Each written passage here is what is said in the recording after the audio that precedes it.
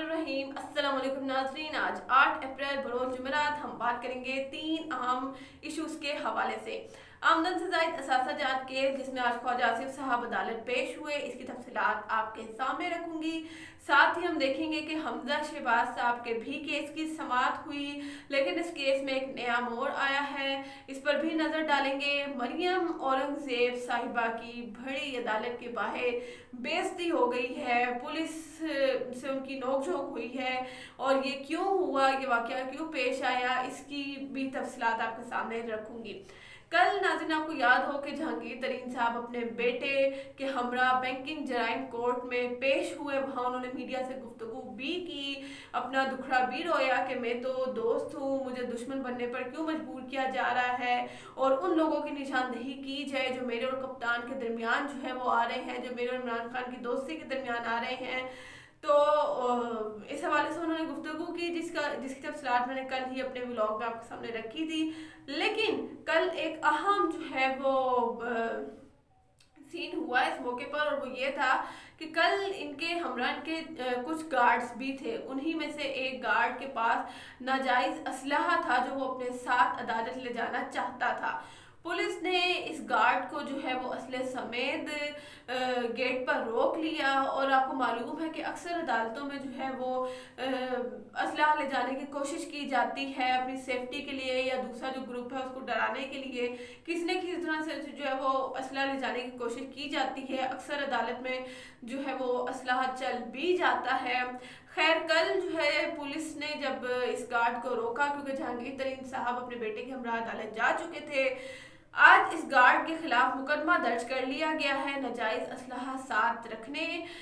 के खिलाफ और इसी असलहे समेत अदालत आने के खिलाफ, क्योंकि उनके पास कोई लाइसेंस नहीं था, कोई इजाज़तनामा नहीं था उस असलहे को अदालत ले जाने का।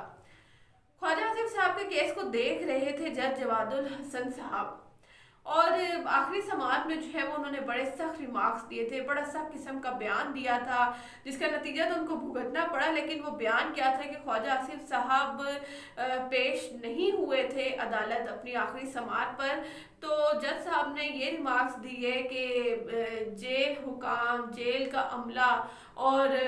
पूरा जो हस्पताल है, तमाम डॉक्टर जो हैं वो बड़े मुजरिमों के साथ मिले होते हैं, उनको रिलीफ देने की कोशिश करते हैं, उनके खिलाफ जो मेडिकल लीव भी बना देते हैं। लेकिन अगर किसी छोटे मुलजिम को अदालत पेश करना पड़े तो उसको घसीटते हुए आप जो है वो अदालत ले आते हैं, चाहे उसका जुर्म जो है वो सिर्फ चोरी डकैती, कोई किसी के जो है वो 10-12 हज़ार मार लिए, किसी का कोई फ़ोन शोन जो है वो चुरा लिया है। इस किस्म के मुजरिमों को जो है जिस तरह से आप उनके साथ सलूक करते हैं और जिस तरह से अदालत पेश करते हैं,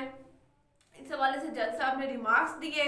लेकिन होता क्या है कि इस रिमार्क्स के फौरी बाद जो है वो जज साहब का ट्रांसफ़र कर दिया जाता है। आज इस केस में कार्रवाई नहीं हुई, इसलिए नहीं हुई क्योंकि नया जज अभी तक नहीं आया, और ये हमारे जो है वो अदालती निज़ाम पर बड़ा सवालिया निशान है, क्योंकि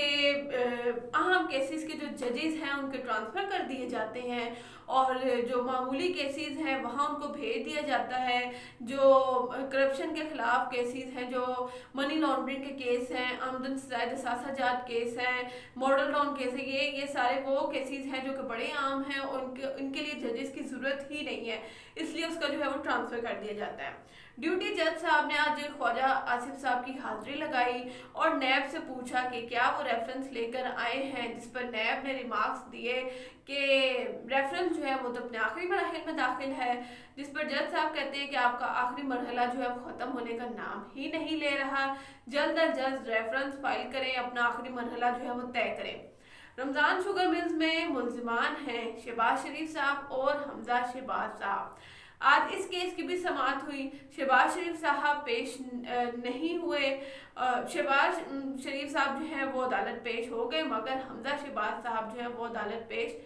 नहीं हुए, और उनकी जो है वो एक दरख्वास्त अदालत आई, और वो दरख्वास्त क्या थी कि हमजा शहबाज साहब को कमर की शदीद तकलीफ़ है, वो तो चल फिर नहीं सकते, उनकी सेहत जो है वो काफ़ी ख़राब है, वो सफ़र नहीं कर सकते, इसलिए हाजिरी से इस्तिस्ना की दरख्वास्त जो है वो मंजूर कर लीजिए। और ड्यूटी जज का काम भी यही है कि इसकी सब बस हाजिरी लगानी है और कोई दरख्वास्त अगर है तो वो मंजूर कर लेनी है। इसके अलावा जो केस की तफसीलात हैं वो नहीं सुन सकता, उसके लिए जो असल जज है उसका होना लाजमी है।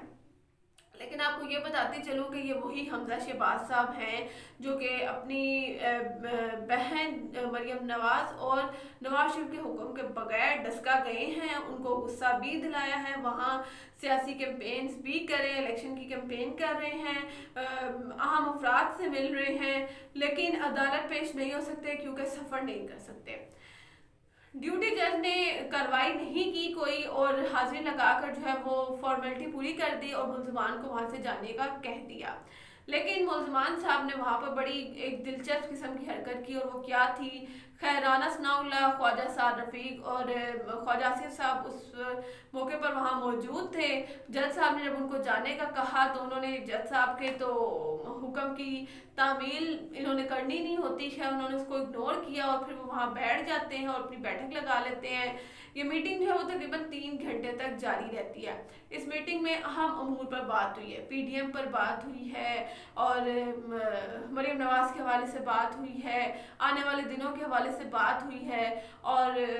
2.5-3 گھنٹے میں آپ سوچ سکتے ہیں کہ کیا کیا امور جو ہے وہ ڈسکس ہوں گے، کیسی کیسی پلاننگ ہوئی ہوگی۔ لیکن یہ اجازت جو ہے وہ عام ملزمان کو حاصل نہیں ہے، یہ اجازت جو ہے وہ بڑے جنہوں نے سنگین قسم کے جرائم کیے ہوتے ہیں، یہ صرف اسی کو حاصل ہوتی ہے۔ عام ملزمان جو ہیں ان کو اتنی بھی اجازت نہیں ہوتی کہ وہ جیل حکام کی اجازت کے بغیر جو ہے وہ اپنے گھر سے آیا ہوا کھانا کھا سکیں، یا اپنے کسی رشتہ دار سے بات کر سکیں، یا کہیں پر کھڑے ہو سکیں۔ تو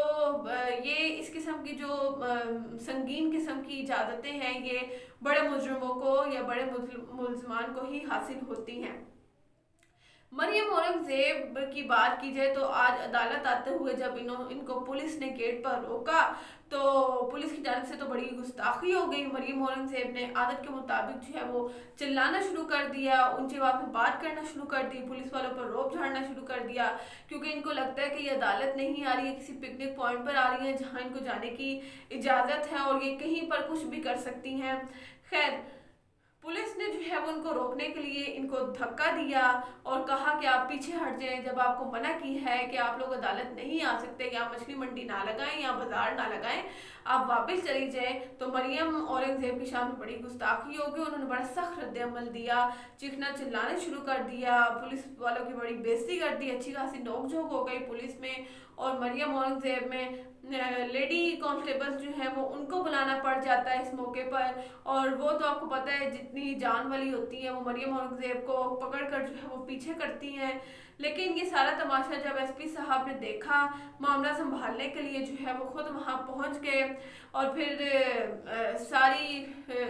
نوعیت جاننے کے بعد معاملے کی انہوں نے مریم اورنگزیب کو عدالت جانے دیا، کیونکہ ان کو پتہ تھا کہ ابھی یہاں پر مزید تماشا لگائیں گی، میڈیا میں جو ہے وہ مزید اپنا رونا دھونا میڈیا کے سامنے اپنا رونا دھونا شروع کریں گی، تو اس حساب سے جو ہے وہ مریم اورنگزیب کو عدالت جانے دیا جائے۔ یہ آج کے اہم کیسز تھے جس کی تفصیلات آپ کے سامنے میں نے رکھی، اور امید کرتی ہوں کہ جو نیکسٹ اس کی ہیئرنگ ہے ان تمام کیسز کی، اس پر جو ججز ہیں وہ مقرر کر دیے جائیں تاکہ جلد از جلد ان کیسز کے فیصلے ہوں۔ اللہ پاکستان کا حامی و ناصر، مجھے دیجیے گا اجازت، اس حوالے سے تمام تر اپڈیٹس آپ کے ساتھ شیئر کرتی رہوں گی۔ اللہ حافظ۔